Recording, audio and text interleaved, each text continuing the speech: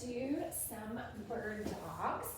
So you're gonna start on your hands and knees, and you wanna make sure that your wrists are right underneath your shoulders and your knees are right underneath your hips. From there, you're gonna gently engage your abs. So think about gently drawing your belly button in towards your spine so you feel a gentle contraction.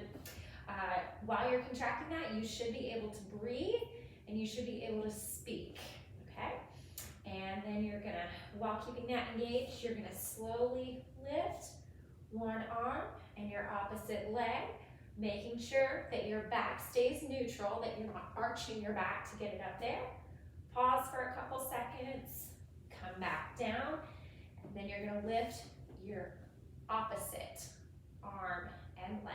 So you're gonna alternate sides, keeping that core nice and engaged the whole time so that those hips stay level and you're not rotating through your spine or your hips, okay?